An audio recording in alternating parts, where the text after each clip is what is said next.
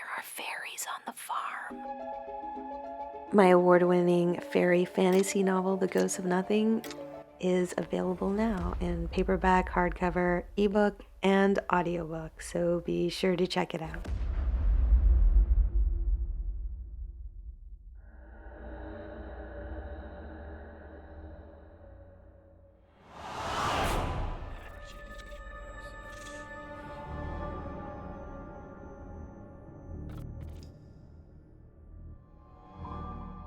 This happened in South Korea in the mid-1980s. I'm from the US, but I was there on a trip with my family. I was 13.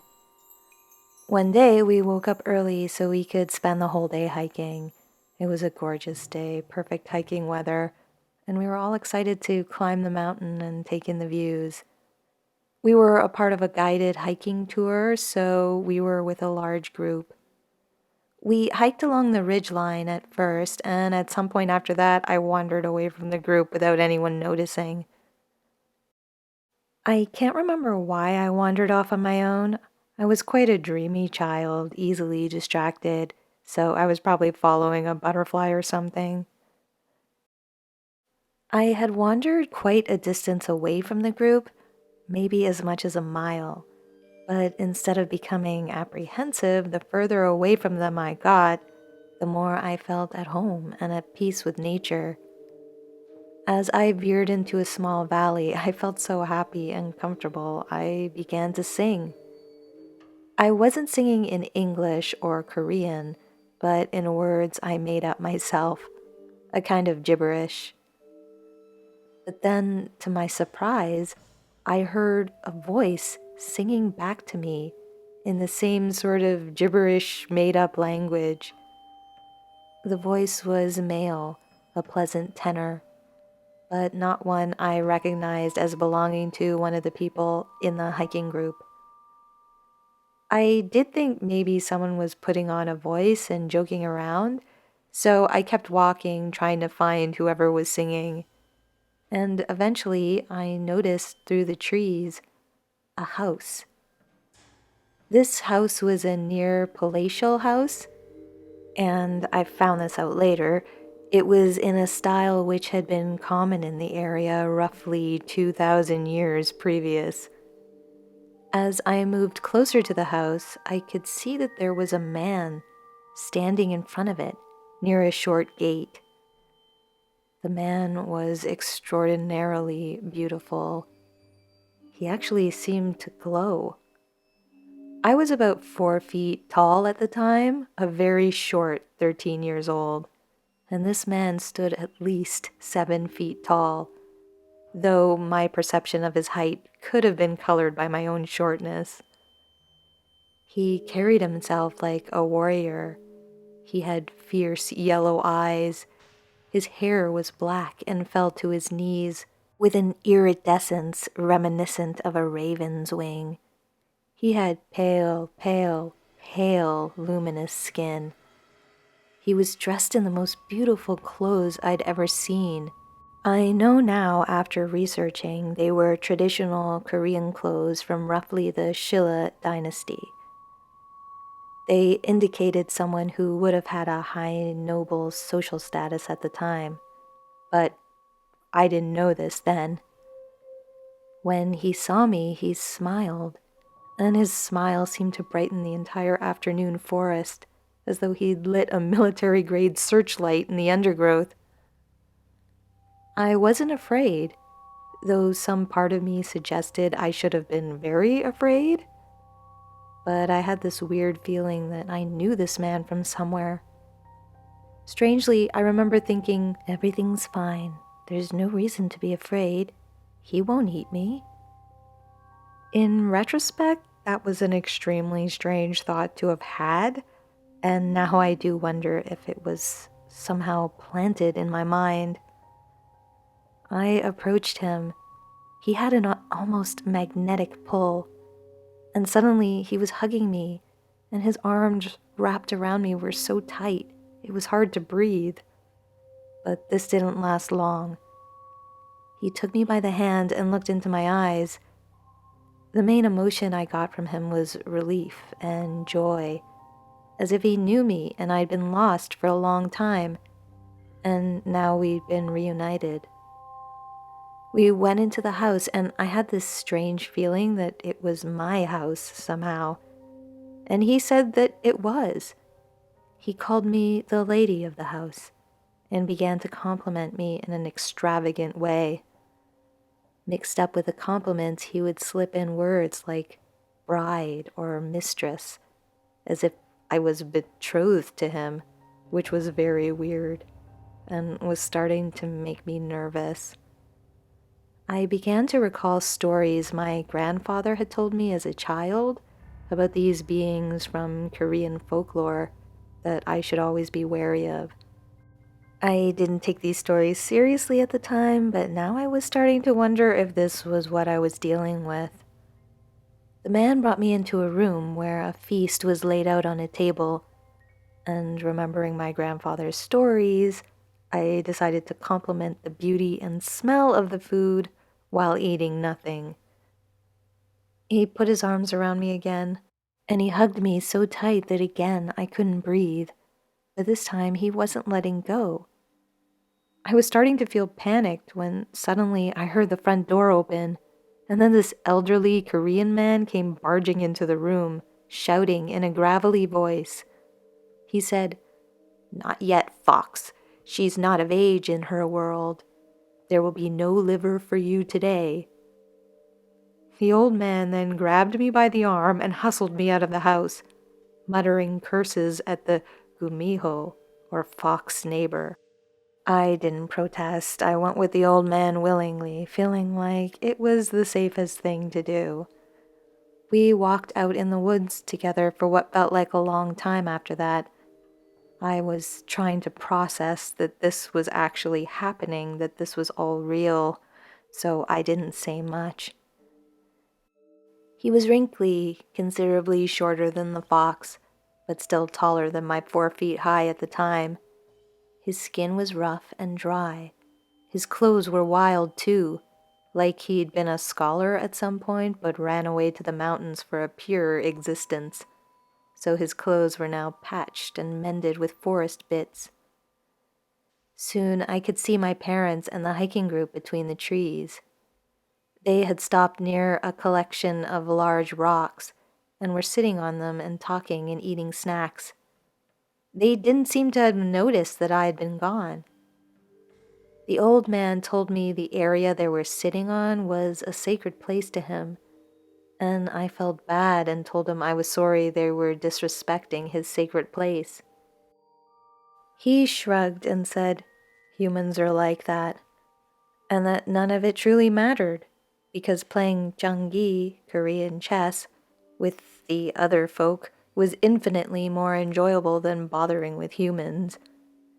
He called us perpetual children who pass so quickly you barely recognize their descendants as being separate from the first one you met yesterday.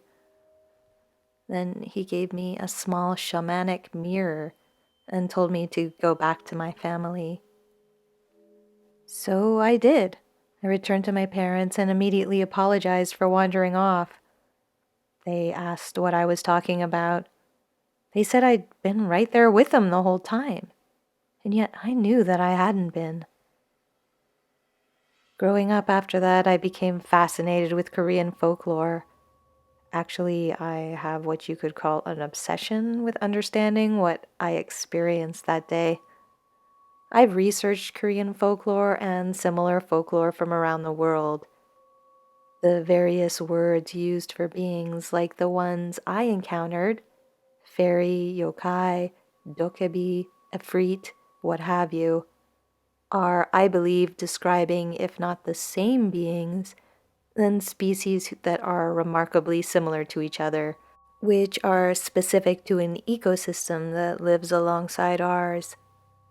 The place where I had my experience may have had a reputation for that sort of thing, as 20 years later I saw a special on a Korean broadcaster investigating the presence of folklore creatures in the region.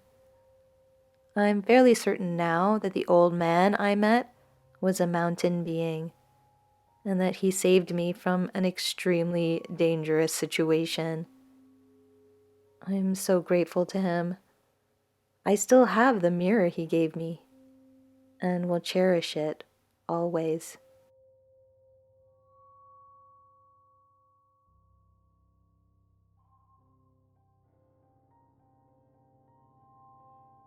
This just happened to me the other night. The date was February 20th, 2023. It was 3 a.m. I was still up, just tidying up, getting ready for bed, and I had a random, not so positive thought pop into my head. The thought was that my husband had been cheating on me and that he did not deserve me. Now, normally I'm not a paranoid or jealous person by nature, unless given a serious reason to be.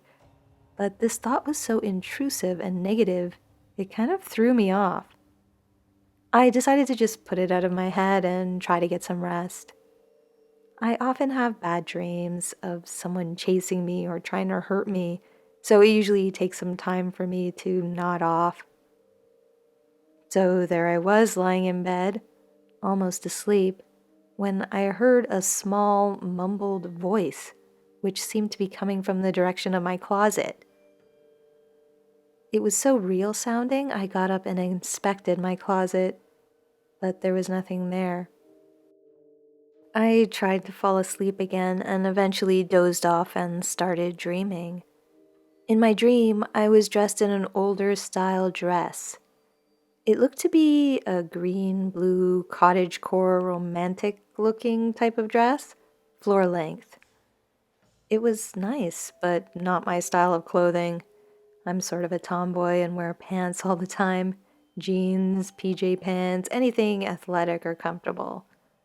So, anyways, I was in this dress at some party with this very tall, very handsome, black haired, blue eyed man. I didn't know who he was or why I was with him at this party.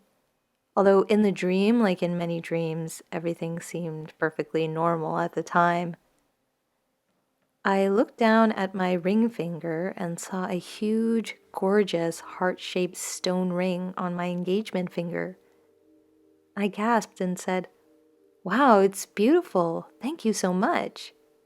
The man replied, "You know he's not faithful to you, and I will be.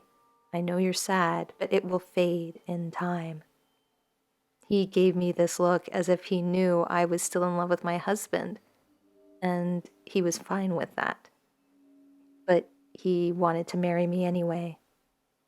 And I realized in that moment that I was actually engaged to be married to this beautiful gentleman. Everyone at the party knew him very well, it seemed. I knew no one, but they were all so kind and welcoming to me, as if they'd heard all about me, as if he'd been boasting to his family about his new lover. Then I woke up, and I was feeling sad that he was gone, and then I felt bad as if somehow in another world I'd been unfaithful to my husband. But I knew it was all a dream, and yet I couldn't shake thinking about it. The very next day, still thinking about it, I decided to search online to see if I could find a stone that matched the one in the engagement ring from my dream. It had just been so beautiful and distinctive. I'd never seen a stone like it, and I wondered if something like it really existed. After some searching, I found this heart-shaped ring online made out of a gemstone called Larimar. It looked exactly like the ring from my dream. Reading up on the stone, I discovered it's known as the Dolphin or Atlantis stone. Here's the thing, I'm a huge fan of anything ocean related, and my bedroom is covered in seashells and dolphin decor. Anyone who knows me well would know this is the perfect stone to get for me. I ended up buying a necklace made of Larimar and have been sleeping very well ever since. Nothing chasing me or trying to hurt me like the dreams I usually have. But also no more beautiful gentleman suitor. And that makes me kind of sad, and I don't understand why. I love my husband. I have no suspicions he's cheating on me. Everything's great. So, why can't I stop thinking about this man from my dream? Why do I feel like I know him? Like what I experienced was real? This is what's so disturbing to me about all this. I think if this had been just a dream, I would have forgotten about it right away, like I usually do. I wouldn't have found myself compelled to purchase the same stone he gave me in the dream. I wouldn't be wearing it now. It's like the dream has already crossed over into the real world, if only in a minor way. And I can't help shake the feeling that there might be more to come.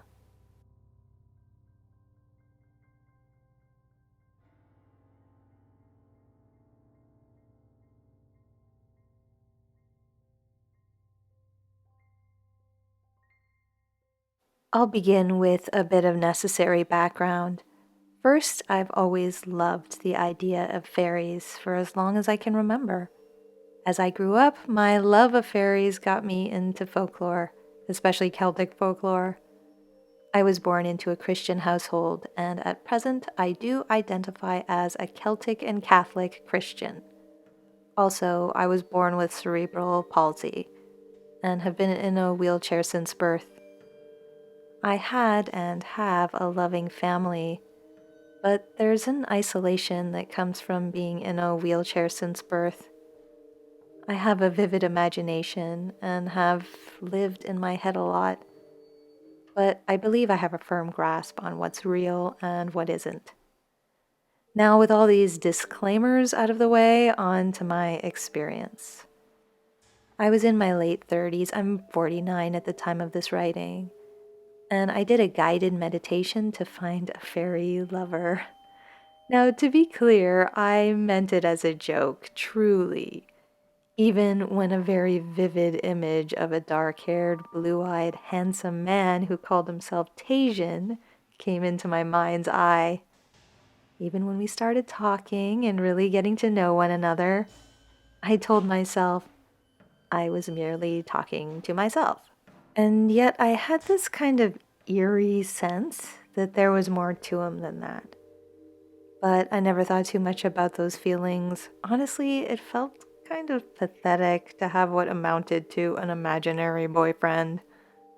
Anyway, at some point during another meditative encounter with Tasian, I said flat out that I thought this was all my imagination, and I felt kind of pathetic about it.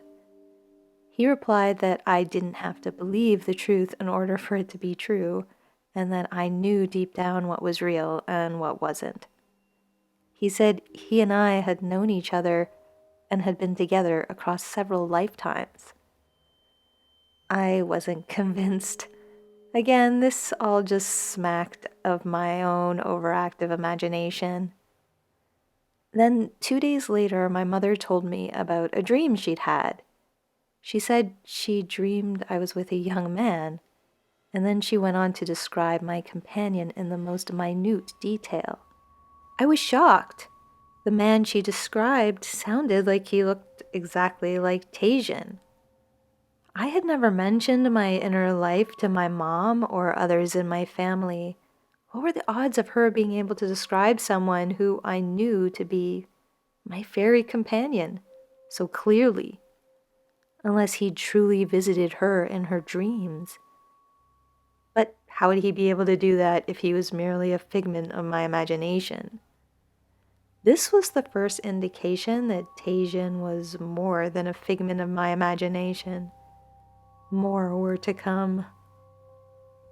I decided to confide his existence to a like-minded friend, Shelley. She reacted to my story with delight and acted as if having a fairy companion was nothing out of the ordinary at all, which I appreciated. Then one morning, about 6 months after talking to Shelley, the pair of us were having coffee in her garden when she looked up at me and said, "Don't move. I can see a form of a man standing right behind you." I couldn't believe it because I had been feeling his presence all day, as if he was a real person right next to me. The presence was so strong, I glanced over my shoulder several times to check if something was there.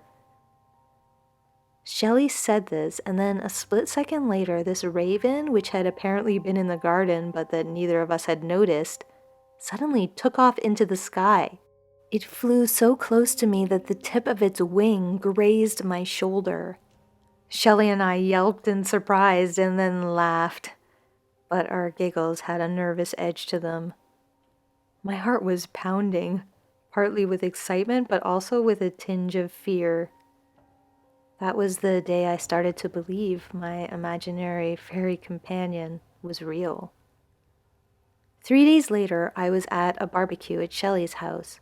Her husband was puttering around in the garage while Shelley made a salad in the kitchen. I was in the garden watching their 6-year-old daughter playing on the trampoline. I was enjoying a mango Shelley had cut up for me when one of the pieces, which was slightly bigger than the others, slid down my throat before I could chew it, lodging itself just so in my windpipe. I couldn't call out. I tried, and nothing came. I couldn't cough, and I realized with horror I couldn't breathe. My vision started to dim.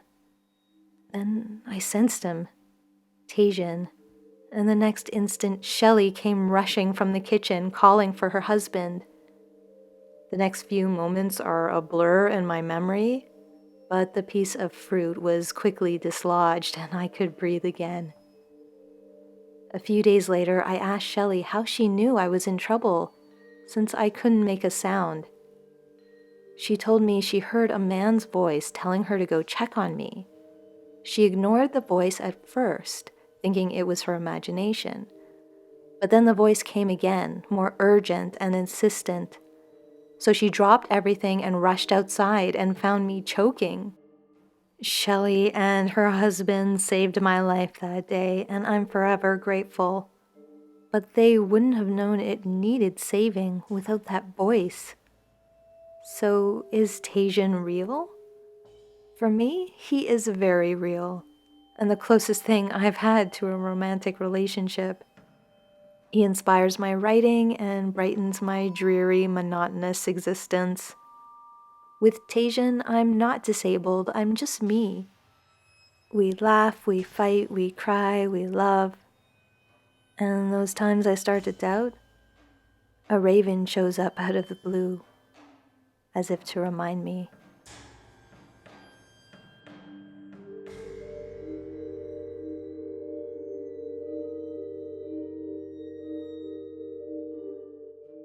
I've had psychic abilities since I was a child. Clairaudience, clairsentience, and vivid, often strange dreams. These abilities come and go in waves, sometimes stronger than others. When I was little, I had what people would call imaginary friends, and what I thought were night terrors. But the truth is, my dreams always felt so real, like they weren't just dreams at all. Even now, at 26, I remember them clearly, like they're memories of things that actually happened. I started having this one recurring dream in particular that has stayed with me. It's about a man. I can't ever see his face clearly after I wake up, but I know he's the most handsome man I've ever seen. The dreams are always the same, simple really. We're together, spending time in his home. But his home isn't just a house, it's an entire world. A world I can't quite describe. When I try to picture it when I'm awake, it gets fuzzy and distorted, like something is blocking me from fully seeing it. The first time I dreamed of him, I was in the best shape I'd ever been in. I was eating healthy, exercising, and nurturing my psychic abilities. I felt incredible both physically and mentally. Eventually, I went through a long period where I didn't dream about him anymore. This lasted for years. During that time, my life wasn't great.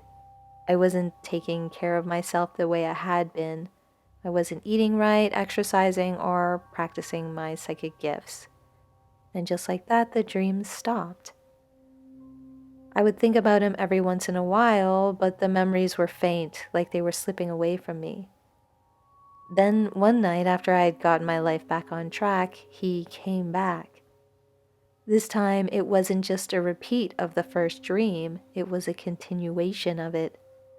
I was in his world again, and before I could even process what was happening, he was there running toward me, taking me into his arms. He asked where I'd been, like he'd been waiting for me. And even though it had been years since I'd seen him, it felt like no time had passed at all. We picked up right where we left off, as if nothing had changed. This was when I made the connection that maybe these dreams were linked to how well I was taking care of my body in the real world. My spirit, too. It was like he only showed up when I was doing really well. It's now been 3 years since I've seen him, so you can probably guess I haven't been taking the best care of myself. But recently, I made a promise to myself to get back on track again. But I can't help but wonder, if I focus on my health, will my dreams come back? Will I see him again? Will I return to that place that felt so much like home? There is a part of me that misses him more than anything. But I'm worried that that man and that world doesn't just exist in my dreams, that I might be psychically connecting with some other reality. It kind of makes sense that when I'm taking care of myself, my psychic abilities would get stronger, and I'd be more likely to make a connection like that. I have a strong sense that all of this has something to do with fairies. And from what I know about the Fae, they are unpredictable. Sometimes benevolent, sometimes dangerous. And the man in my dreams, as beautiful and comforting as he seems, is still a mystery to me. I don't actually know his intentions.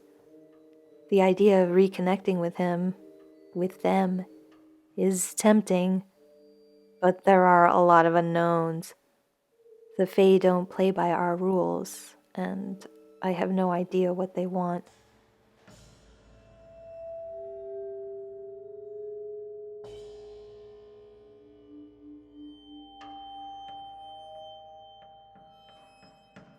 I have Asperger's, and life hasn't always been easy.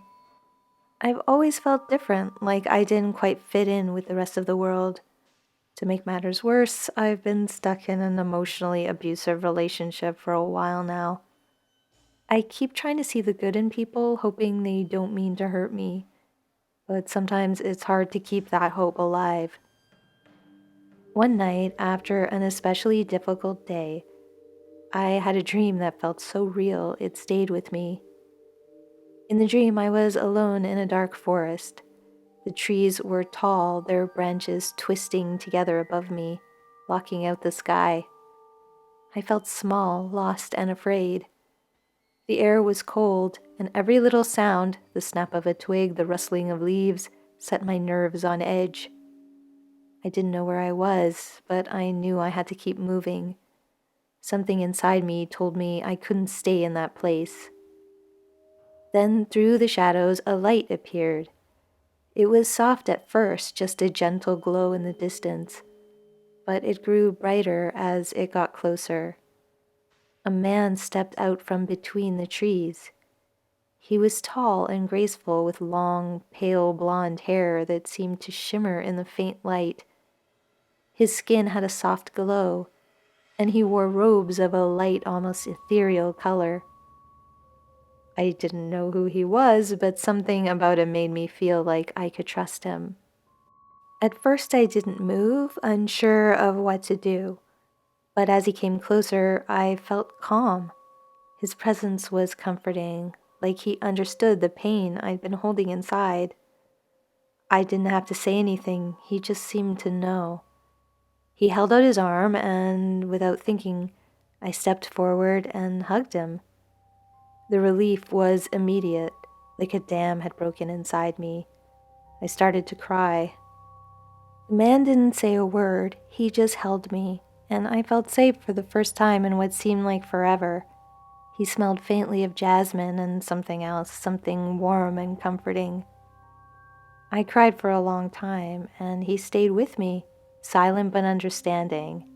It was like he knew exactly what I needed without me having to say a word. Eventually, I stopped crying, and I felt lighter. The forest no longer seemed as dark or frightening. I wanted to say thank you, but the words couldn't come. I've had dreams like this before where someone shows up just when I'm having a really difficult time in the real world. Sometimes they're just regular people, but this man, he was different. There was something about him that didn't feel human, and I don't know why, but I believe he was one of the Fae.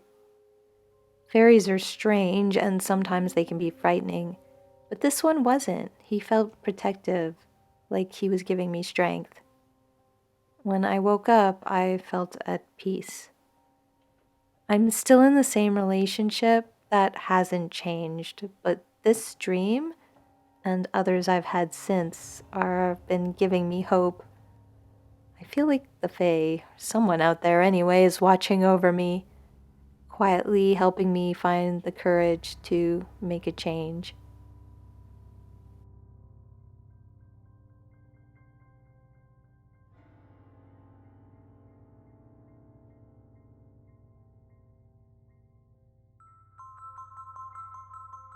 Thanks for watching, and thanks to all those who submitted their stories.